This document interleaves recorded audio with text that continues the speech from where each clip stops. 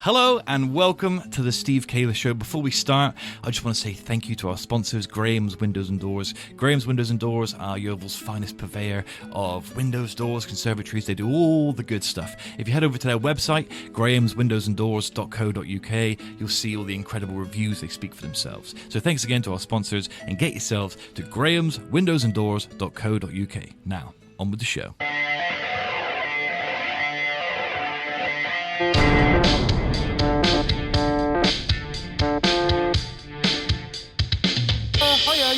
Hi everyone. Hello, welcome to the Steve Kayla Show. We've got a special episode today. I'm joined by local handsome man and boxer, Brad Axe. Brad, how you doing, mate? Are you okay? Really good, yeah. Thank you very much for having me on the show. Oh, mate, it's a pleasure. I've got to tell you that you first came on my radar at your last fight, because me and Misha, my partner, who I think you know from school. Yeah, we went to school together. Me and Misha were on a date night, and like I always do, I try and show off and impress her all the time.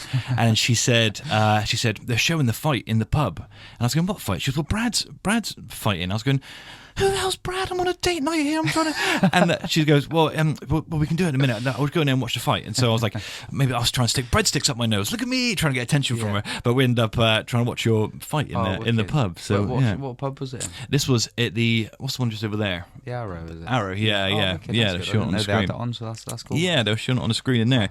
And it took all the love and affection away from me for Well, sorry about that, but thanks for watching. But people rallied around. Yeah, it was great, man. Really, really good. And that's why I want to talk to you sort of since then, because I was just really impressed. I'm really impressed by your sort of your motivation and what it is you're trying to do. So take us back to the beginning. Why on earth being punched? Why boxing? Yeah, so it all started back when I was at school. So I'd played football. You know how it is at school. Everybody plays football. You just go along with it. And I got to the age of about 14, 15. I wasn't really enjoying it anymore. And I was looking for something to do. And a friend at school, Charlie Amor, shout out Charlie Amor. Oh, I love Charlie Amor. Yeah. He's in the army now, boxing himself again now, which is good to see. So, but yeah, he invited me down to Yeovil Boxing Club. Again, I got into a few fights and stuff at school, and he was like, "You should come down to the boxing gym." So I did, and yeah, just fell in love with it from there really. And after a few sessions, I was hooked. After about Literally hooked. I actually got hooked a few times. But yeah, after probably about a year, I had my medical, signed up for my first fight and stuff, and got absolutely battered in my first fight, to be honest. Absolutely smashed up. Yeah. And I have to tell everyone how good I was and whatever, and I was loving it. It wasn't a good thing, but I sort of come back from that, and I think that sort of showed from the start that I was going to stick at it, because I'd had basically the worst start possible to an amateur career. Being stopped in the second round, my face was like covered in blood. Obviously not very nice for my parents or family and friends and stuff that were there. Yeah. But important lesson learned, I Of suppose. course, absolutely. And I sort of had that moment there where I sat there and I thought, I either put everything into this now, because I'm now a boxer. I've had my first fight. I put everything into it and come back, or I look for something else. And I did. I put everything into it. Lost a little bit more weight. Trained harder, ran more, and I come back to win like the next 5, all by stoppage, by knockout as well. So that was it sort of was the answers to my questions of, is this for me? And after those 5 wins, all by knockout, I thought, yeah, this is for me. And I love the feeling of training it. And it sounds quite big-headed, but with football, obviously, as a football team, we'd win occasionally. We weren't the best team, but we'd win occasionally, and it would be a nice feeling. But with boxing, when I won, it was for me, and I'd done that, and it's a good feeling when you're in there, and you know that, like, yeah, you train with your coach, you train with your stable mates and stuff, but when you get in there, it's you who's having that fight, and it's only you can make a difference. Yeah, and when man. you then have won that, and it's nice. Oh, that's what I admire most about it, because you can do all the training in the world and prepare yourself as much as you can, and then but it's only you in there. Then. Absolutely. So it's got to be such a rewarding feeling to have, because if you win, you've earned every single second of that, haven't you? It's you that's missed out on, I don't know, family parties, nights out with your friends, meals with your family. Do you know what I mean? There's been times where I haven't had the same. I've been like, oh no, it's all right. You guys go and have food or whatever, and I'll eat my own thing. Like it's hard. Sure. It's hard life, but it's worth it. Well, we've talked to a couple of local boxers on here now over the last few years, and the thing that always comes back is the sacrifice of the thing, the sacrifice with no guarantees, which is heroic. Because there's people who, the guys who spoke to before have said, there's no money in it. We have to raise money via sponsorship. It's really, really hard. We don't go out and do other things. We've got to stay disciplined and all that sort of stuff. So it's just, it's really admirable. So for me, obviously now, having just turned professional, now the sort of money comes into it. Prior to that, I had 53 amateur fights. Wow. Obviously never got paid for any of them. So now there's a little bit more motive behind it, and I'm more doing it now for my family. If I can get the right shots and the right opportunities, then I could secure things and a positive future for my family, well, more of a positive future for my family anyway, Sure. which is more motivation for me. Yeah. Which is why I'm training harder than ever and trying to get the opportunities that I can. Yeah. So that's brilliant. And tell me about your first professional fight then. So how did you feel? Was it did you feel different going into it, or was there more on the line, or how did it feel? I felt different, but I think that was because my camp, I had like an 8-week training camp building up to it, and everything was perfect. And I know it sounds cliche to say that, but my training camp with my coach, Carl Ellis, recently teamed up with him when I moved back from Cyprus. Everything just went so smoothly. Every spar I was getting better. We were working on certain things, and it just got better and better and better. And I also brought on board a mindset coach, Al Pepper. He's a flight lieutenant in the RAF. Wow. So he does the psychology training for the upcoming pilots that are joining the RAF. Wow. And he reached out to me, and he was like, look, Brad, I see you're in the RAF and you're starting your professional career. Like, would you be interested in working with me? And straight away I was like, absolutely. Like, in this game, every sort of 1% of improvement makes a massive difference. And honestly, that I worked with him for the last 2 weeks building up to the fight, and mentally I've never felt in a better position. Wow. With stuff like visualization, sort of trying to... Everyone has negative thoughts in life. If you picture the future, oh yeah, well, what if this happens? What if that happens? And it's about controlling those emotions. And like I say, the work I did with him, it just got me to the mental state of... I've just felt perfect. Yeah. Alongside with the training camp going perfect, having the right support on a good show, and yeah, it was unbelievable. I say I felt different. It was different in there.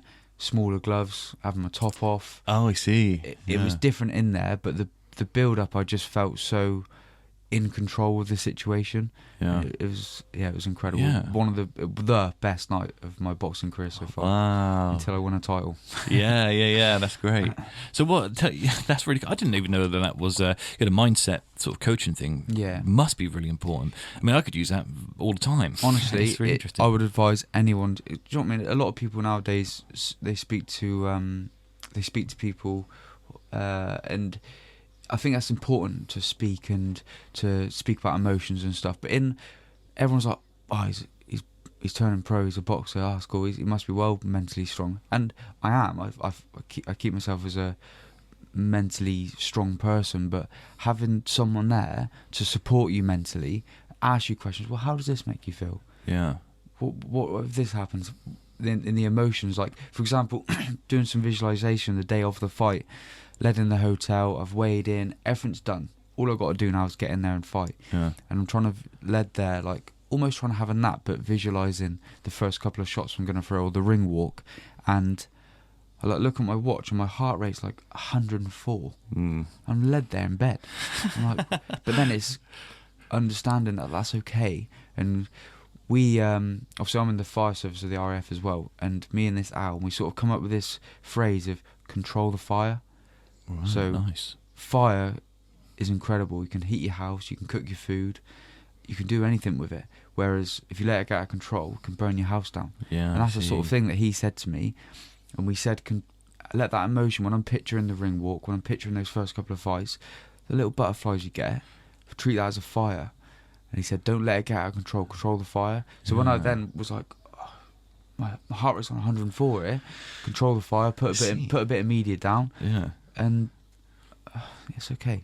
It's all right. Wow. Do you know what I mean? And honestly, I can't thank Al Pepper, if you're listening. Thank you so much, because it helped massively. Yeah. And then the ring walk, where I'd visualised it so many times, and it went exactly as I had pictured it. Yeah. I didn't feel nervous at all, which was so weird, because it's probably one of the best ring walks ever. I don't know if you've seen the videos, I can show you after, but it was incredible, and I just felt so present, and that was one thing I was quite cautious of. Sure. I didn't want to let it run away with me. You know, sometimes in fight or flight positions, because that's what I'm in, you sort of block it out, and then you try and picture it after, and you're like, oh, I can't really remember it. Yeah, I see. I didn't want that. I wanted to take in every aspect. I was present. looking up to the crowd and walking past my family in the VIP bit and stuff, and I was like, this is where I'm at. I deserve to be here. And it was an unbelievable feeling, honestly. Yeah, I totally understand and relate. Because what we try and do, even here, might not seem like much, but the goal we have here is to be the #1 podcast in the country. Absolutely. And that all my time is spent, one, wrestling with the self-doubt that comes with having such a lofty goal, and two, going, well, no, fuck it, we'll be all right. And then visualizing. What I do all the time is I picture the Steve Kayla show, Spotify podcast 100%. #1 at the chart. I'm always trying to, like I said, manifest. I'm trying to breathe that into reality by picturing it over and over again. And you'd be surprised how much difference that makes. And if you can get in your head that you are the best podcast in the country, that it will happen. Yeah. You're doing the right things, and I did the right things, and now I've visualised turning professional, and that's where I'm at. And you just got to keep manifesting. That's amazing. Manifesting it. Yeah, that's really good. So what now, mate? Where do you see your future going now? What is it you want to achieve in the sport? So for me, I'm not going to sit here and say I'm going to be unified world champion, because I don't think about that level, but I know for a fact that I've got what it takes to get to that English title, British title level. So I'm a middleweight, and looking at up the ladder now, I know I've got what it takes to be up, mixing it with the best. So my plans are, I'm going to have a couple of fights before the end of the year, hopefully finish year 3-0.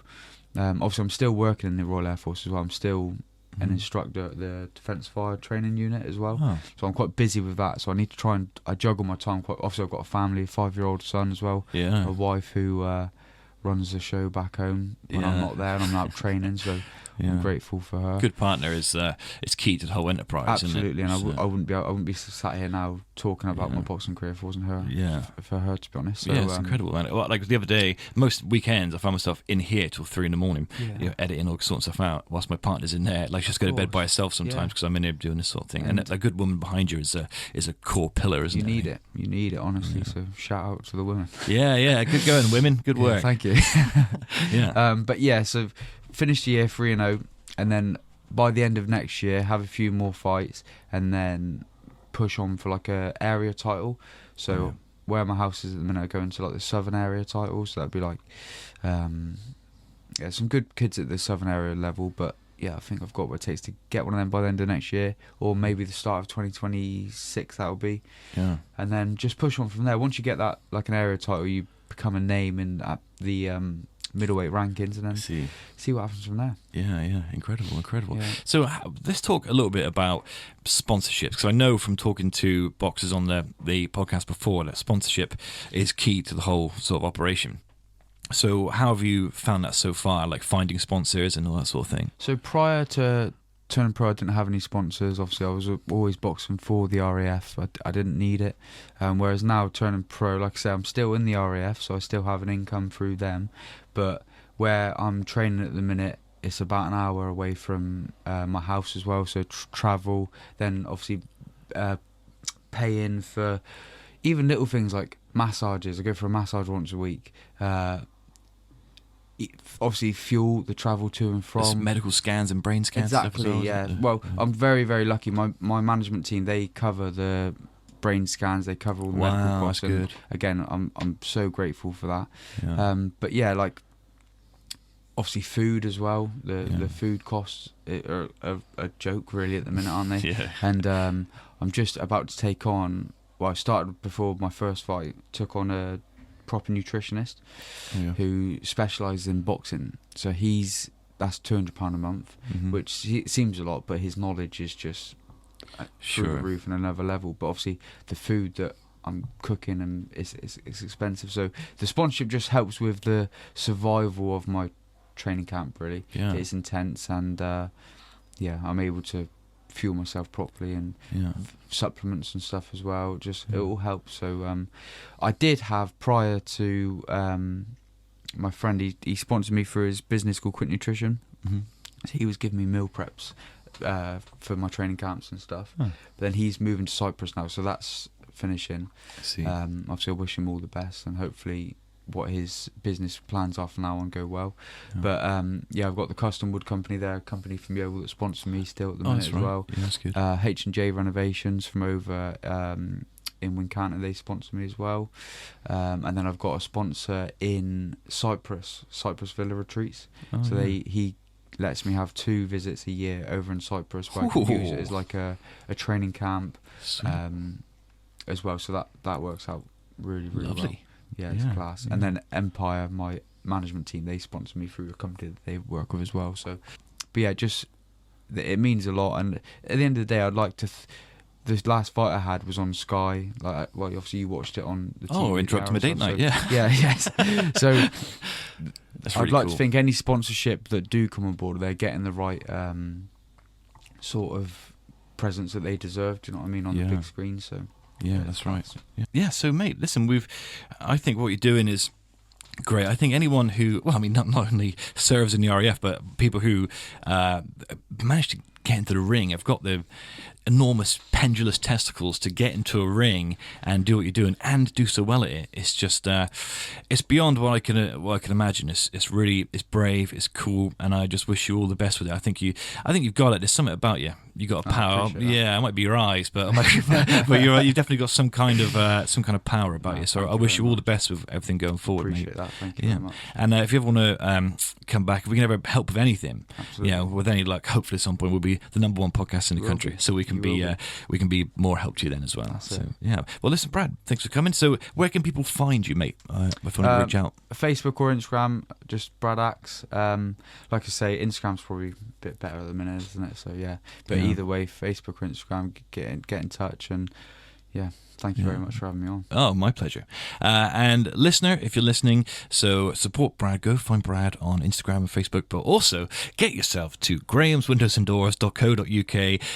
That's the sponsor for this show and everything that we do. So thank you so much for listening. We really appreciate it. If you're listening on Spotify, please consider clicking the follow button and leaving us a 5-star review. That helps propel us to where we want to go. So Brad, thanks again, mate. Really appreciate No, seeing thank you. you very much for having me on again. And you, listener, we will see you next time. Au revoir.